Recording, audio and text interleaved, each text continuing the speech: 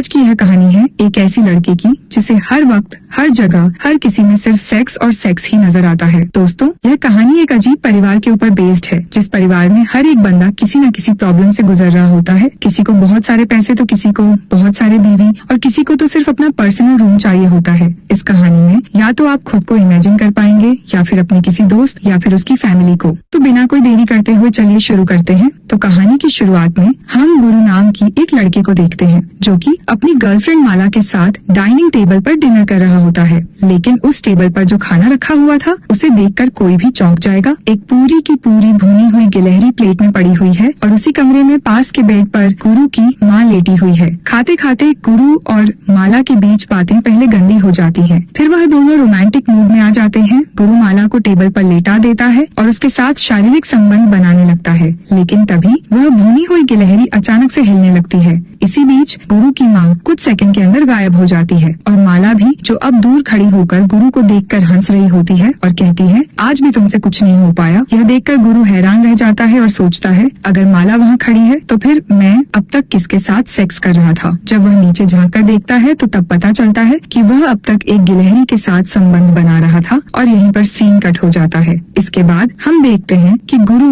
नींद से उठकर ब्रश कर रहा होता है। तब हमें समझ में आता है कि अभी तक हमने जो कुछ भी देखा वो उसका एक डरावना सपना था। पास ही उसकी माँ फोन पर किसी लड़की से बात कर रही होती है और एक क्लिनिक खोलने की प्लानिंग कर रही होती है। यह सुनकर गुरु चढ़ जाता है। वह खुद के लिए चाय बनाता है। उसकी माँ कहती है, एक कप मेरे लिए भी बना दे। गुरु गुस्से में जवाब देता है, खुद बना लो। इसके बाद गुरु अलमारी से अपनी जमा की हुई कुछ पैसे निकालता है और बैग में रख लेता है। यहाँ हर वक्त माँ बेटे के बीच झगड़ा होता है। ऑफिस जाते वक्त गुरु बस में बैठकर डेटिंग ऐप पर कुछ लड़कियों को मैसेज करता है, लेकिन कोई भी उसे भाव नहीं देती। कुछ देर बाद हमें पता चलता है कि वह एक कॉल सेंटर में काम करता है, जहां उसकी गर्लफ्रेंड माला भी काम करती है। वही माला जिसे हमने कहानी की शुरुआत में देखा था। दोनों ऑफिस में एक दूसरे को देखकर इशारे करते हैं और फिर गुरु माला को एक कोने में ले जाकर उसके साथ संबंध बनाने की कोशिश करता है, मगर माला जल्दी से चली जाती है और गुरु अकेला बैठा कुछ गहराई से सोचता रहता है। बाद में गुरु अपनी सीट पर बैठकर छवि नाम की लड़की को अपनी आवाज बदलकर कॉल करता है और कहता है, यह मेरा घर है, मेरी छत है, यहाँ कोई क्लिनिक फिल्निक नहीं खुलेगा। लेकिन छवि उसकी आवाज पहचान लेती है और उसे गालियाँ देना शुरू कर देती है। यहाँ पर हमें पता चलता है कि छवि असल में गुरु की कजिन सिस्टर है।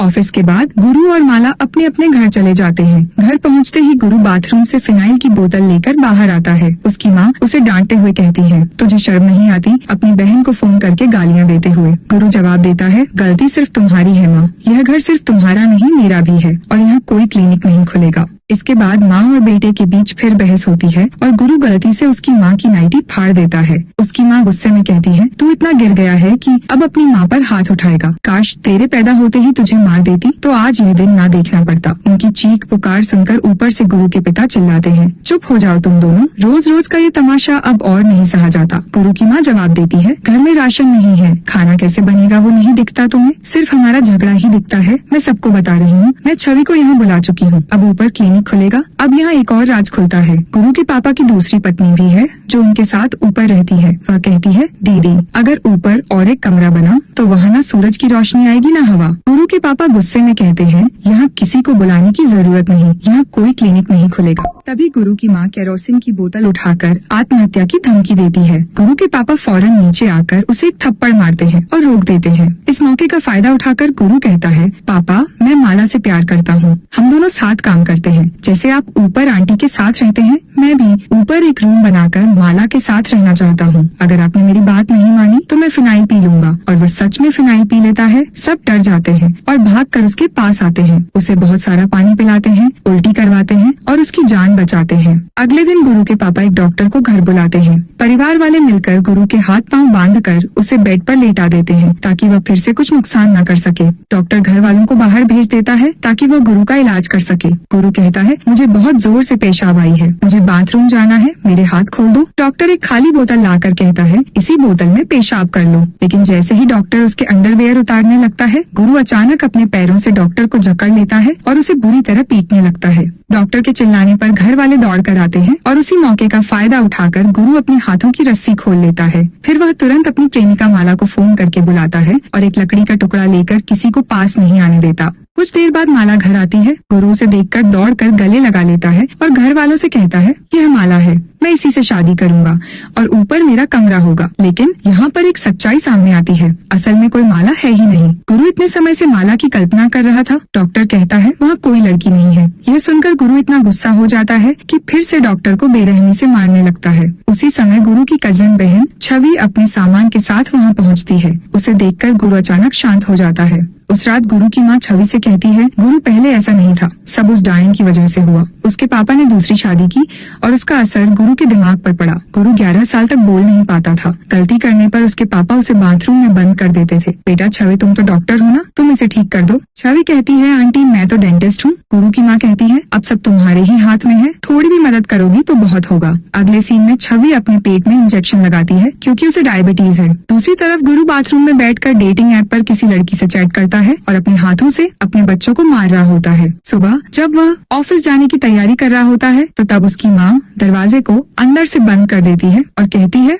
तुम छवि को भी साथ लेकर जाओ, तभी दरवाजा खोलूंगी। गुरु और छवि साथ में अशोक कंस्ट्रक्शन के ऑफिस जाते हैं। गुरु बिल्डर से कहता है, सर मुझे छत पर एक सिंगल रूम बनवाना है, मैं आपको एडवांस में 80,000 रुपए दे रहा हूँ। लेकिन बिल्डर उससे 5 लाख मांगता है। छवि बीच में बोलती है, इतना पैसा किस हिसाब से मांग रहे हो? वो बिल्डर से हिसाब मांगती है। वो गुरु से कहती है, गुरु यह आदमी तुम्हें बेवकूफ बना रहा है। गुरु उसे बाहर ले जाकर कहता है, मैं बात कर रहा हूँ, तुम बीच में मत बोलो। मुझे किसी भी हालत में जल्दी से जल्दी एक कमरा चाहिए, मुझे तुम्हारी या किसी और की मदद नहीं चाहिए, तुम बाहर जाकर खड़ी रहो। फिर वो बिल्डर से कहता है, सर मेरी बहन की बात मत सुनिए, उसका दिमाग थोड़ा खाली है। बिल्डर कहता है, अब कमरा नहीं बनेगा और यह रहे तुम्हारे 80,000 वापस। ये सुनकर गुरु गुस्से में वहाँ से चला जाता है। रात को जब गुरु के पापा और आंटी सो रहे होते हैं तो आंटी को शक होता है कि गुरु के पापा 24 घंटे किसी न किसी से फोन पर बात करते रहते हैं। वह चुपके से उनका मोबाइल चेक करती है और देखती है कि उनका किसी और महिला से अफेयर चल रहा है। वो चैट्स, फोटो और घर के कागजात भी देख लेती है। उसे शक होता है कि शायद गुरु के पापा यह घर किसी और के नाम कर रहे हैं और तीसरी शादी की तैयारी कर रही है। दूसरी तरफ गुरु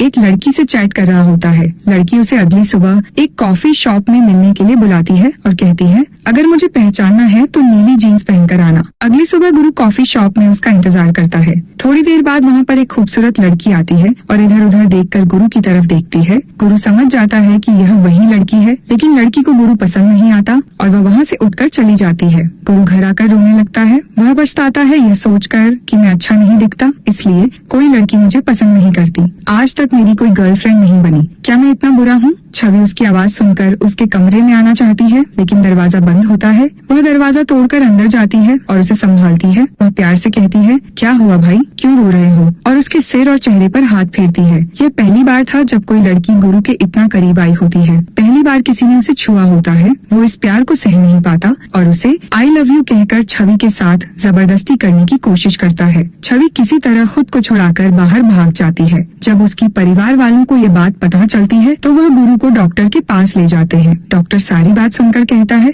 इसे मेरे पास नहीं, सीधे पुलिस के हवाले करो। छी, जो अपनी बहन के साथ ऐसा करता है वह बाहर की लड़कियों के साथ क्या करेगा? गुरु कहता है, सॉरी सर, मुझे नहीं पता उस वक्त मुझे क्या हो गया था, मैं दोबारा ऐसा कभी नहीं करूँगा। डॉक्टर उसे कुछ दवाइयाँ लिख देता है। अगले दिन गुरु की आंटी गुरु की माँ के पास जाकर कहती है, आपके पति का किसी और महिला से रिश्ता है, मुझे डर है कि वह इस घर के कागज उस महिला के नाम कर देंगे और हमें घर से निकाल देंगे। गुरु की माँ कहती है, अब समझी ना, जब वो तुझे इस घर में लाया था तो मेरी क्या हालत हुई थी, मैं अपना देख लूंगी, तू अपना देख। लेकिन गुरु की चाची उसे बार बार समझाने की कोशिश करती है, अगर हमने अब मिलकर कोई कदम नहीं उठाया तो यह घर हमारे हाथ से चला जाएगा। अगले सीन में गुरु एक चाय की दुकान पर बैठा होता है। आसपास कई लड़के अपनी गर्लफ्रेंड के साथ बैठे होते हैं। गुरु सोचता है, मेरी गर्लफ्रेंड कब होगी, मेरा परिवार कब बनेगा, कब कोई सुंदर लड़की मेरे नसीब में आएगी। ऐसे ही ख्यालों में उसका मन उलझा रहता है। तभी वहाँ एक विकलांग लड़की आती है जिसका नाम प्रीति होता है। उसे देखकर गुरु सोचता है, जब मेरी किस्मत में कोई सुंदर लड़की है ही नहीं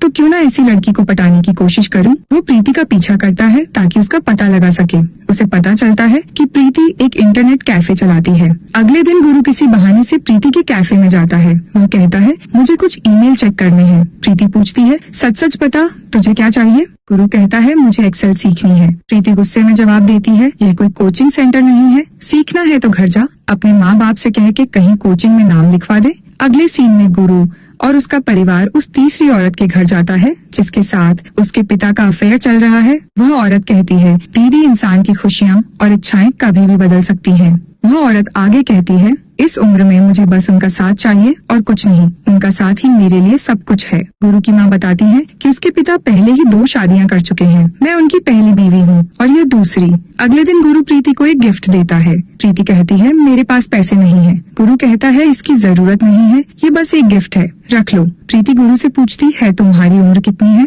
तुम क्या करते हो? कहाँ रहते हो? घर में कौन कौन है? प्रीति उसे इशारे से अपने कमरे में ले जाती है जो कैफे के अंदर ही था। वहाँ कुछ देर बातचीत होती है और फिर दोनों एक दूसरे के बहुत करीब आ जाते हैं। गुरु का सालों पुराना सपना उसी कमरे में पूरा हो जाता है। फिर प्रीति उसे चाय देती है और अपने जीवन की सच्चाई बताती है। उसका पहला पति शराबी था और उसे मारता था, इसीलिए उसने उसे छोड़ दिया। दूसरा पति 5 साल पहले हार्ट अटैक से मर गया। तभी से वह इंटरनेट कैफे चला रही है। उसी रात गुरु के घर की दोनों औरतें उसके पिता से पूछती हैं, 2 शादियां करने के बाद भी आपका मन नहीं भरा, अब क्या तीसरी को भी इस घर में लाएंगे? क्या आप हमें घर से निकाल देंगे? गुरु सोचता है, साला मुझे तो एक गर्लफ्रेंड नहीं मिलती और मेरा बाप 3 शादियां कर चुका है। गुरु का पिता सबके सामने समझाता है कि मैं किसी को घर से निकाल नहीं रहा। मैं जो कर रहा हूँ सब एक प्लान के तहत है। मैं इस पुराने घर को तोड़कर 5 मंजिला बिल्डिंग बनवाना चाहता हूँ जिसमें हम सब एक साथ रह सके। मेरी 3 पत्नियाँ, गुरु, मैं और छवि। वो आगे कहता है, यहाँ क्लिनिक होगा,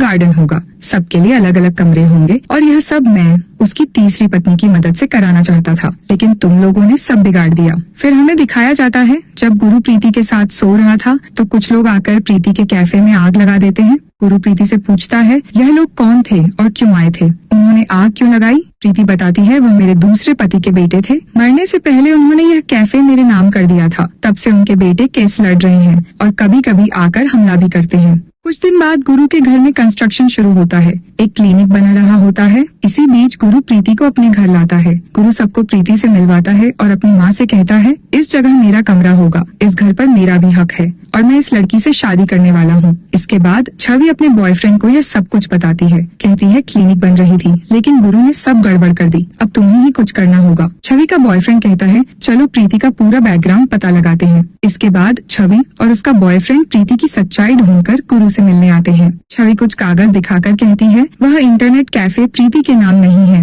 वह तुम्हें बेवकूफ बना रही है। सच्चाई जानने के बाद भी गुरु प्रीति को छोड़ना नहीं चाहता। प्रीति से प्यार करते हुए कहता है, तुम मेरे साथ ही रहोगी। इसके बाद गुरु प्रीति और उसका बाप मिलकर बिल्डर के ऑफिस में एक डील करते हैं। वह चाहते हैं कि उनका पुराना घर तोड़कर 5 मंजिला बिल्डिंग बनाई जाए। बदले में वह बिल्डर को नीचे की 2 मंजिल देंगे और साथ में 20 लाख कैश भी। इस तरह डील पक्की हो जाती है और घर का काम शुरू हो जाता है। नई बिल्डिंग बनते ही सबकी जरूरतें पूरी हो जाएंगी। छवि के लायक क्लिनिक, चाची के लिए गार्डन और गुरु के लिए अलग कमरा। आखिरकार सबका सपना पूरा होने ही वाला होता है। तभी गुरु एक कल्पना करता है। उसे लगता है माया उसके सामने आई है और उससे कहती है, जाओ गुरु, जो होना था हो गया। जिंदगी ऐसी ही होती है, बस जो तुम्हारे पास है उसे अच्छे से संभाल कर रखना। और इसी के साथ फिल्म का अंत हो जाता है। तो दोस्तों, कैसी लगी आपको ये कहानी कमेंट में बताना जरूर। और अगर आप गुरु की जगह होते तो आप क्या करते? मिलते हैं एक और अनोखी कहानी के साथ। जाते जाते साक्षी को जरूर सब्सक्राइब करना ना भूलें।